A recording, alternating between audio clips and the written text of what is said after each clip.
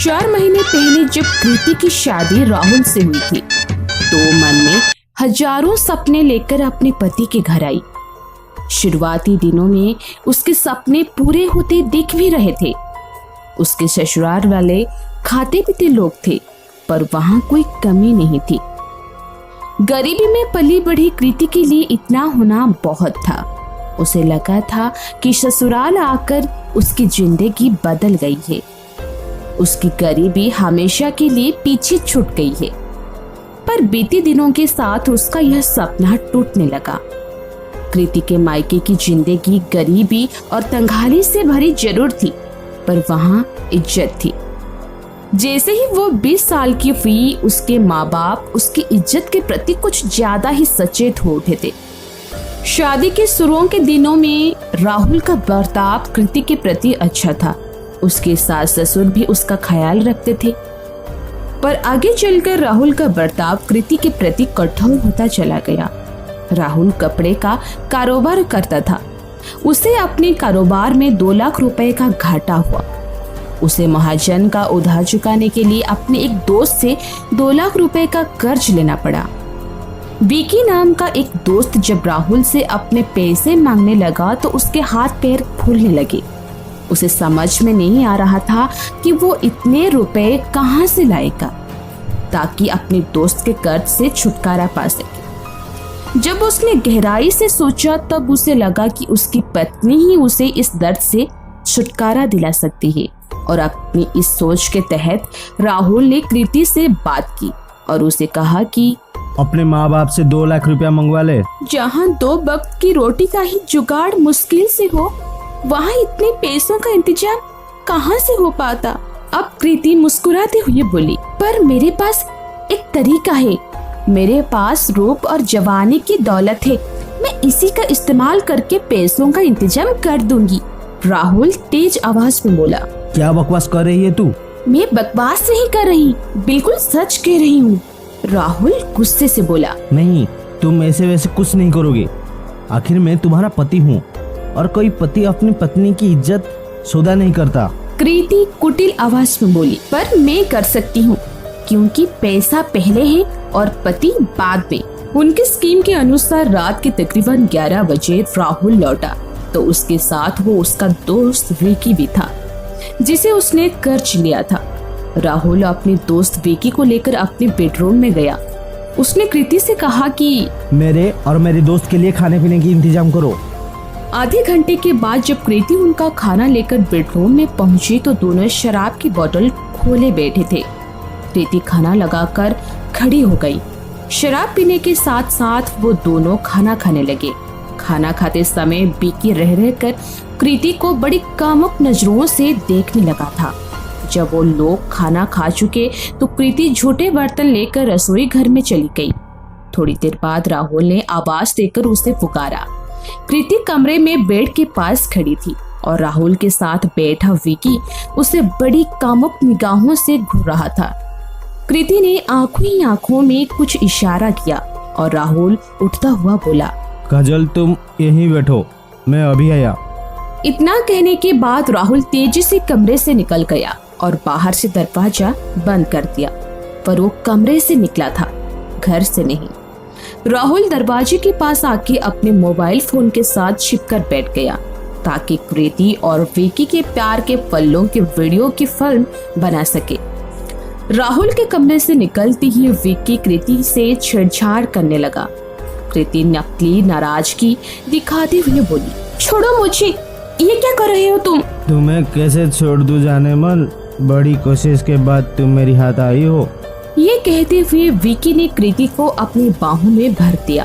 विकी की इस हरकत से कृति पल भर को तो बौखला उठी, फिर उसकी बाहों में मचलते हुए बोली, छोड़ो मुझे, वरना मैं तुम्हारी शिकायत अपने पति से करूंगी। विकी मुस्कुराते हुए बोला, तुम्हारा पति भला मेरा क्या बिगाड़ लेगा, वो तो गले तक मेरी कर्ज में डूबा हुआ है।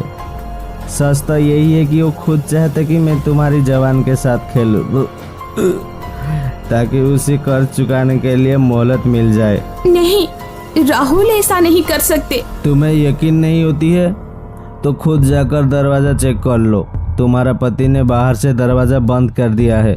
नहीं, ये नहीं हो सकता।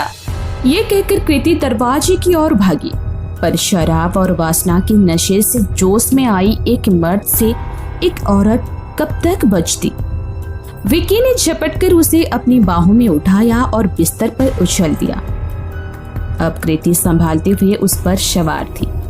ऐसा करते हुए यह बात विकी के सपने में भी नहीं थी कि उसका यह मजा आगे चलकर उसके लिए कितनी बड़ी मुसीबत खड़ी करने वाला है। विकी के जाने के बाद जब राहुल कमरे में आया तो नकली सा गुस्सा हुआ और अपमान से भरी कृति बोली, कैसे पति हो तुम?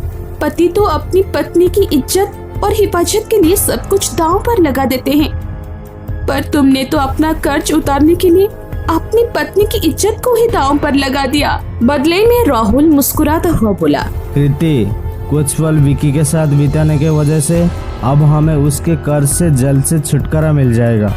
इसके तीसरे दिन जब विकी अपने पैसे मांगने राहुल के घर पहुंचा तो राहुल ने उसे अपने मोबाइल फोन से बनाई वो वीडियो फिल्म दिखाई और उसे धमकाते हुए बोला, ए विकी, अब तुम अपनी पैसा भूल ही जाओ। अब तुम ऐसा किया है, ये वीडियो क्लिप पुलिस तक पहुंचा दूंगा और तुम्हारे खिलाफ रिपोर्ट लिखवा दूंगा। ये तुमने मेरी पत्नी के साथ बलात्कार किया। इसके बाद पुलिस तुम्हें क्या गद बनाएगा, इसकी कल्पना तुम आसानी से कर सकते हो।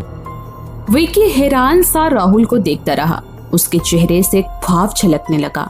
वो चुपचाप राहुल के घर से निकल गया। इधर राहुल ने उसके डर का भरपूर फायदा उठाया। इस वीडियो क्लिप को आधार बनाकर वो विकी को ब्लैकमेल करके उसे पैसे हड़पने लगा। विकी राहुल की साजिश का शिकार हो गया, पर वो भी कम सतिर नहीं था। आखिर वो लाखों रुपए का कारोबार ऐसे ही नहीं चलाता था। उसने इस मामले पर गहराई से विचार किया और राहुल के हथियार से ही उसे मात देने की योजना बनाई। अपनी योजना के तहत जब अगली बार राहुल उसे पैसे वसूलने आया तो विकी बोलता है, अरे भाई राहुल, तुम कब तक मुझे यूं ही ब्लैकमेल करती रहोगी? आखिरकार मैं तुम्हारी दोस्त हूँ। कम से कम इस बात का रियाज करो, भाई मैं पैसों के अलावा और किसी का दोस्त नहीं हूँ। अगर पैसा कमाने का इससे भी बड़ा जरिया तुम्हें बता दूँ तो क्या तुम मेरी पीछा छोड़ दोगे? राहुल की आंखों में लालच की चमक उभरी और वो बोला, क्या मतलब है तुम्हारा? मेरी नजर में एक करोड़पति है जिसकी कमजोरी खूबसूरत और घरेलू औरतें हैं। अगर तुम बुरा ना मानो तो तुम कीर्ति को उसके पास भेज दिया करो। इसे तुम्हें हजारों नहीं बल्कि लाखों में रुपया कमा सकती हो। लालच के चलते कृति और राहुल विक्की द्वारा फैलाए जाल में फंस गए। अब विक्की ने उस आदमी के साथ कृति के रंगीन पलों की वीडियो क्लिप बना ली। एक शाम जब पति पत्नी उसके पास आए तो वो फिल्म उन्हें दिखाई। फिर विक्की बोलता है, मैं जानता था कि तुम लोग अपनी हरकतों से बाज नहीं आओगे, तो मैंने ये खूबसूरत वीडियो क्लिप बनाई है। अब तुम भूलकर मेरे घर पर आया तो इस वीडियो फिल्म के जरिए मैं ये साबित कर दूंगा कि तुम्हारा पत्नी देह का धंधा करती है और इसकी आड़ में लोगों को ब्लैकमेल करती हो। तुम इसकी मदद करती हो। तुम न सिर्फ उसकी दलाल हो बल्कि एक ब्लैकमेलर भी हो। ये सुनकर पति पत्नी के मुंह से बोल ना फूटी। वो हैरान होकर विकी को देखते रहे। वो दोनों चुपचाप विकी के घर से निकल गए और दोबारा कभी उसे संपर्क करने की कोशिश नहीं कर पाए। लेकिन विकी के मुंह कृति का जिस्म लग चुका था। अब वो वीडियो वायरल कर देने की धमकी देकर हर रात कृति के शरीर को नोचता था। प्रीति और राहुल के घिनौने प्लान ने कृति को ही गिरवी पत्नी का दर्जा दे दिया।